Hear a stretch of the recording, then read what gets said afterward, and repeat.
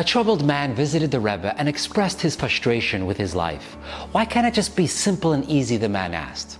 The Rebbe, before addressing the question, asked the man if he had a hobby. The man replied that he loved drawing paintings. The Rebbe then asked him, what's more accurate, a photograph or a painting?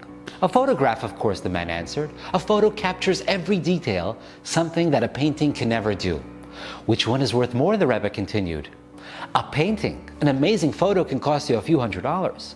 But a painting, depending on a variety of factors, can cost hundreds of thousands or even millions of dollars. Why, the Rebbe asked, shouldn't the more accurate photo sell for more money? Well, he said with a smile, a photo is simply capturing the scene as it is.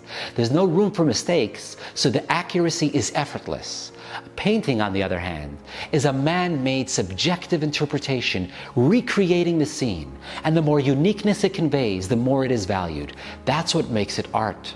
Exactly, the Rebbe explained. You see, that's the difference between an angel and a human.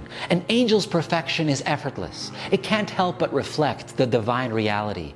But a human struggle and attempt to reflect the divine reality in our own unique way, that's what creates the ultimate art and beauty. Because it isn't easy, because it takes effort and application, the picture we make and the reality we create is worth far more.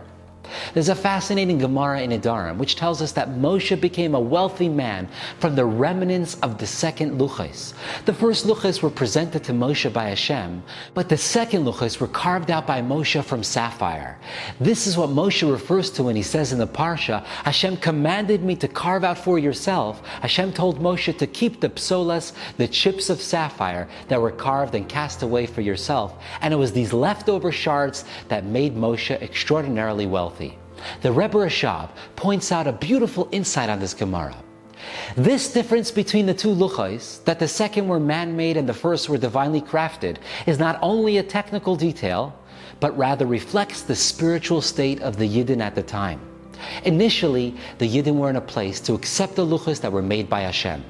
They were pristine and pure, but after the sin of the golden calf, after their spiritual failure, they could not receive luchos that were made by Hashem.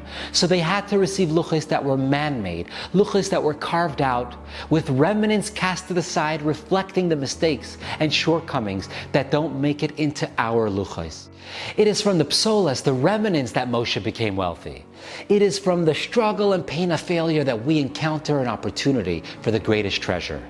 It is our darkness that leads us to the greatest light. It is our setbacks that spring us forward to heights beyond our imagination.